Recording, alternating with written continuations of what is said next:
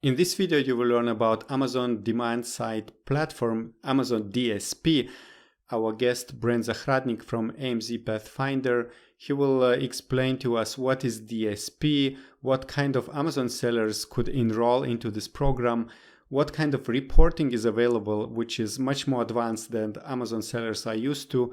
So listen to this conversation and learn about Amazon demand-side platform. Also, if you love to talk about Amazon advertising, Amazon DSP, PPC, all these topics, make sure that you check the ppccongress.com website. It's an event specifically designed for Amazon advertising enthusiasts and agencies. And as always, don't forget to subscribe to the YouTube channel of Orange Klik, because here we talk with a lot of different Amazon specialists and experts. And now I invite you to listen to the conversation. And the video host will be Lisett. She's working with different Amazon brands and help them to run their business.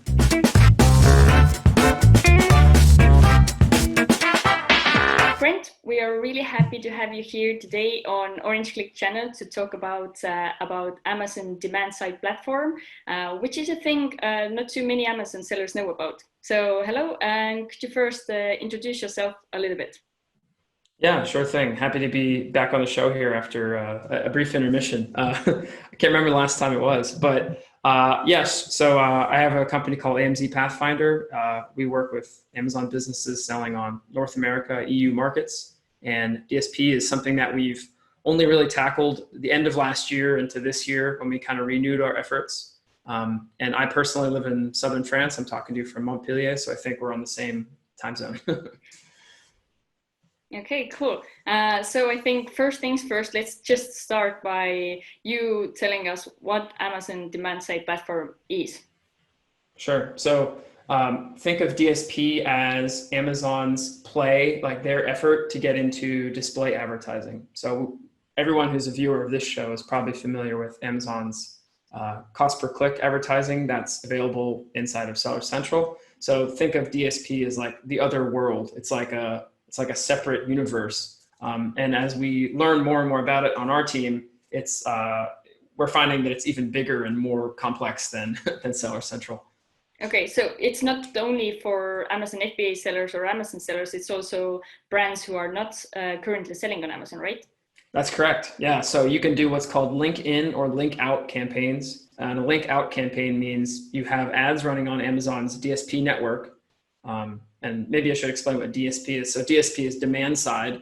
And so what you're saying is there's demand for these ad inventory, which is like being shown on Amazon and all these other places on the internet. And basically there's something else called supply side platform, but that's not relevant for this conversation. Just know that there's like supply and demand, like a lot of economic theories. So, this is the side where we can actually go in and plug in our ads.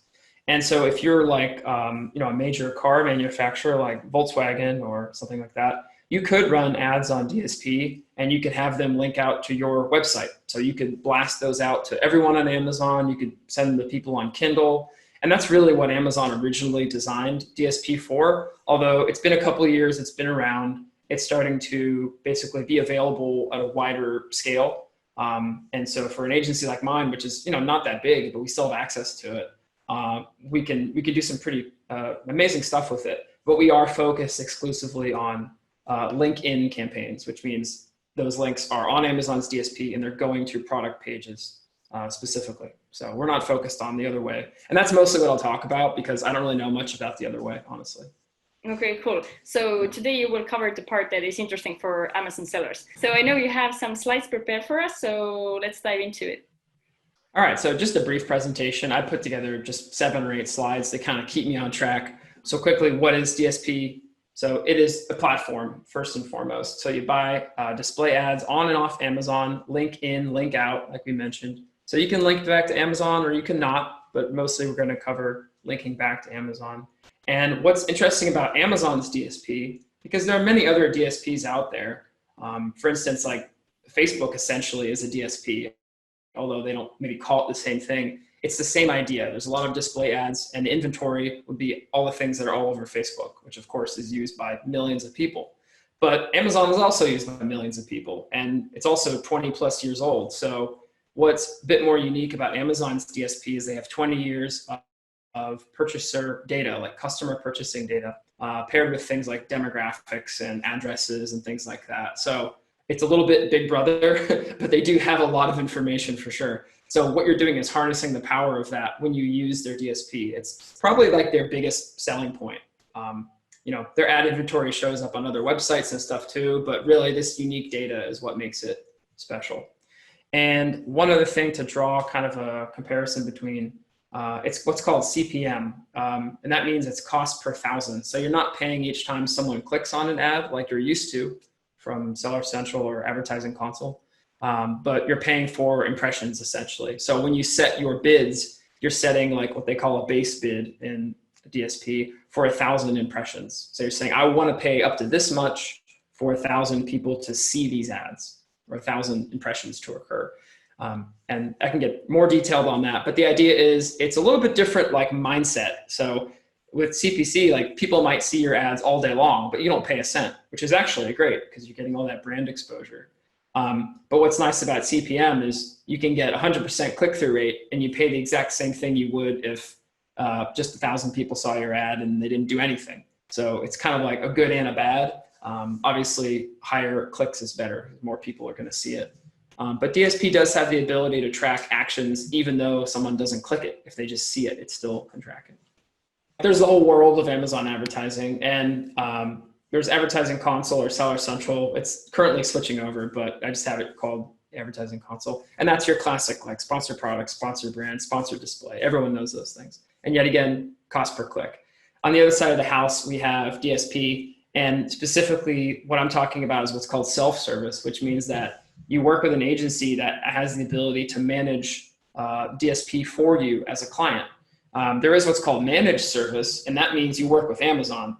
But the cost to do that, last time I checked, I think it was $35,000 over 2 months, or you can sometimes negotiate to get it slightly lower, but it's very costly.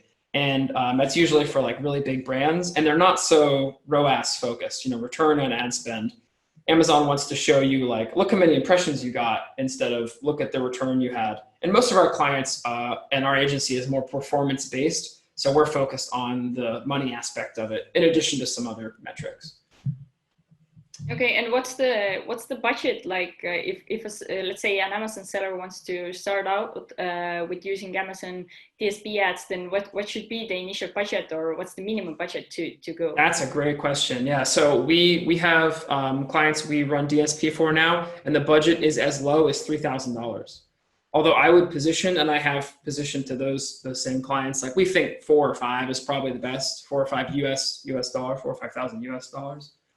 We do have DSP for the EU, but we're not running any instances there right now because no clients have expressed interest when we've approached, but we probably will soon.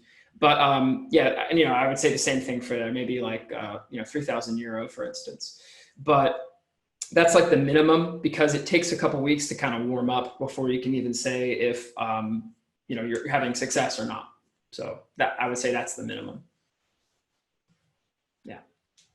So then the next question usually is like, who should use it? So businesses that want to go beyond just Seller Central, businesses that have already maxed out their advertising. So let's say you spend 30,000 US dollars a month on your US account and you feel like, man, we're really, you know, our ACOS is good. Like our blended ACOS is good. Our metrics are looking good. We've used every single ad type we can. We've hit the maximum capability. Where can we turn to next? DSP is the answer. And then a couple of criteria, like if you have some top sellers that have a lot of sessions, so thousands of visits a month, you know, sessions a month. Mature listings that have a lot of reviews, like 4.5, 5 stars, you know, more than 100 reviews typically is the minimum we look at. And then the last part, I just wanted to put some tasty cake in there, but I think of DSP as kind of like the icing on the cake. So in order to enjoy the cake, you have to put icing on the top. And so you need to have the money to do it. And that goes back to your question, Lisett, about budget. So I would say a minimum $5,000. So imagine that that is something you have to put towards this. And, you know, that's a large amount of money for anything. And, you know, some companies we work with, they put a lot more money into it, but you have to have that extra budget available. Amazon's a very cash hungry business, so that could be challenging sometimes. And just to go back to the cake, so when you make the cake, think of that as like the Seller Central advertising, but the icing on top is like DSP. You only put the icing on top once you've finished baking the cake. It's a weird comparison, but I like it, and I like raspberries, so I put it there. But I think it works. It means that you have to have everything done really well, like you're in your home court, and then you can go to other markets or other places.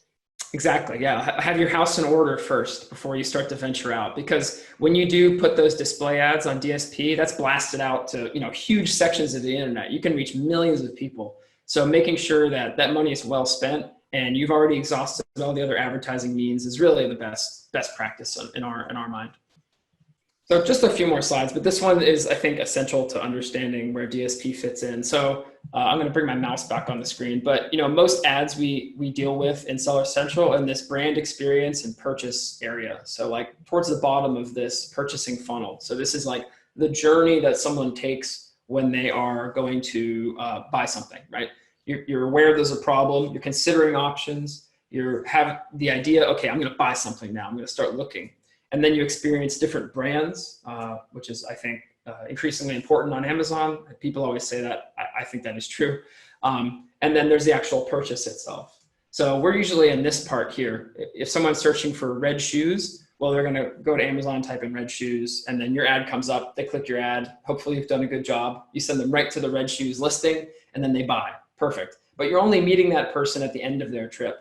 DSP is a little bit more high mid-funnel. So you can do things like consideration. You can target people just based on the fact that they're a woman who's 34 to 55. You could do that, for example. Or someone who's interested in Formula One racing. There's all kinds of strange contextual things you can put in.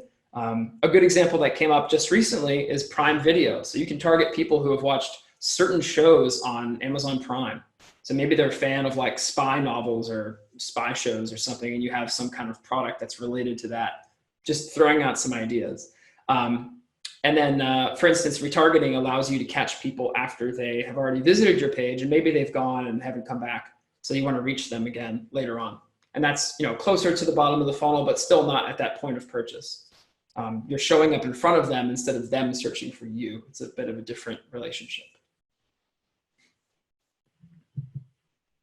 And last major one here, what can we actually do with DSP then? So retarget shoppers, this is our #1 use for it right now by far. So if you have a product with a lot of sessions, good reviews, like I mentioned, you want to hit those people with retargeting. You're basically just going back and recouping money from the people who have already seen your product or are considering it. Obviously they viewed your page. So maybe they're going to buy, and then you will talk to them again by using DSP to find them. Based on Amazon's targeting. Usually the shorter you set the retargeting window, the less people you have, but the more relevant they are. So if you do it for 30 days, let's say you only have an audience of a couple thousand. Well, that's not bad. You might not be able to spend hundreds of dollars a day on that, but the money you do put in will probably be well spent, because the chances of those people buying, because they only saw your product 30 days ago and they probably still remember, is quite high. So we suggest trying different audiences.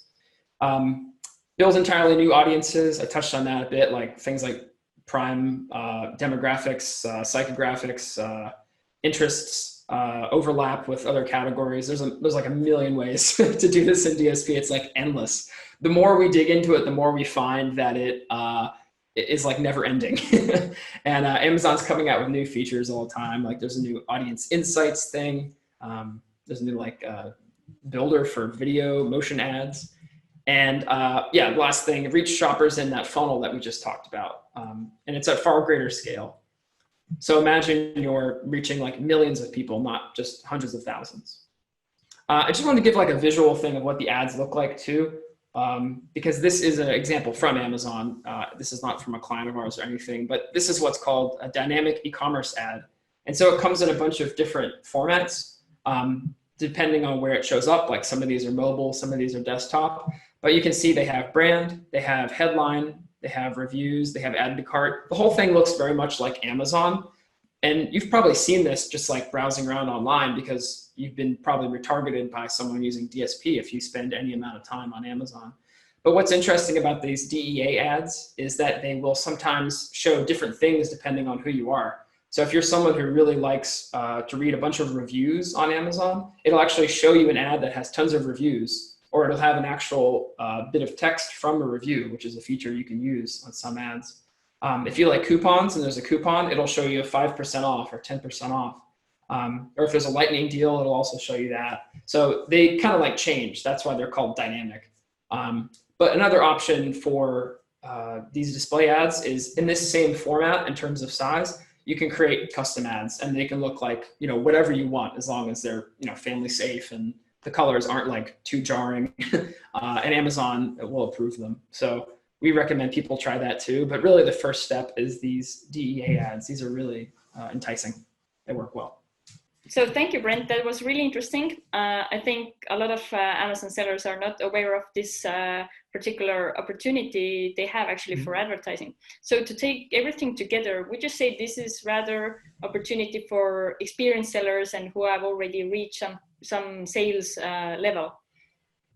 Absolutely. Yeah, this is not appropriate for those of us like starting out, or businesses that should be deploying their ad spend instead on Seller Central and maybe more traditional ad types that are closer and to the bottom of that funnel. You know, you're going to get a better ROI.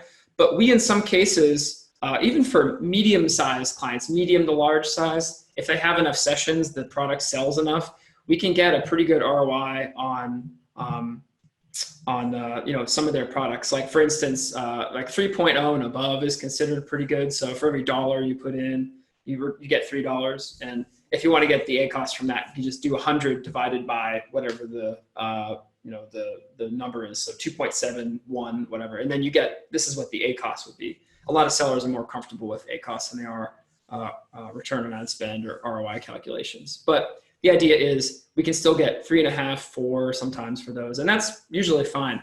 We've had some clients we've gotten 10, 11 times return, which is outstanding. But those are larger clients, and so it's easier for them. You know, that's a much easier pick.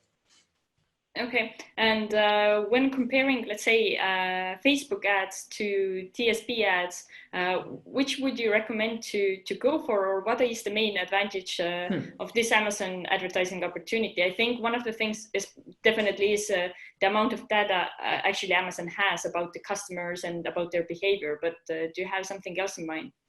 Yeah, another good thing is the reporting. So Amazon's DSP reporting is, I would say, like 3 or 4 times better than what we get in Seller Central. There is so many data points. You can see an incredible amount of things. You can see when someone has just viewed the ad and then gone on to purchase later. You can see how many times people have used the subscribe and save feature, which is particularly useful for those of us selling like consumable products. But even for like durable products, there's a lot of other metrics in there. So the data you can get out of it, and also the data on your customers, like who they are and how they match up with other audiences, is all from Amazon. So it's more tightly integrated. Facebook, we as an agency don't use. That's just a choice of mine, because like we want to focus on Amazon. I think it's a wonderful platform, but I don't really know too much about it. I know that they don't have the same level of integration though that that DSP on Amazon does with Seller Central. There's still some issues there with attribution, but that's a whole nother story. Okay, well, regarding the data, it really seems like it's like a dream for every Amazon seller to know more about like how the ads actually perform and who are the buyers and when they buy, etc. Awesome. It has been really interesting. And before we go, could you once more tell our viewers how they can reach out to you if they have more questions about this particular advertising type or PPC management?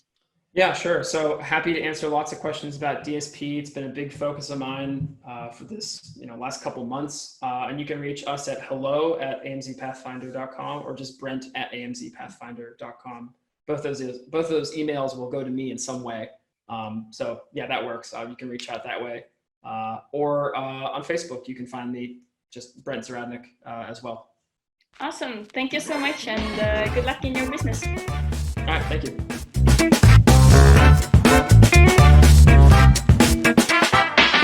hope you got some useful information from this conversation. And if you love Amazon advertising and you want to talk about it in person with other people, make sure that you check our event we organize, which is called PPC Congress. ppccongress.com is the website to check for the upcoming dates. And see you in the next video. And before that, don't forget to subscribe below to the YouTube channel of Orange Klik and click the notification bell as well. Because here we talk to different Amazon experts. We also interview software creators which create tools for Amazon sellers. And we also talk to event organizers. Bye-bye.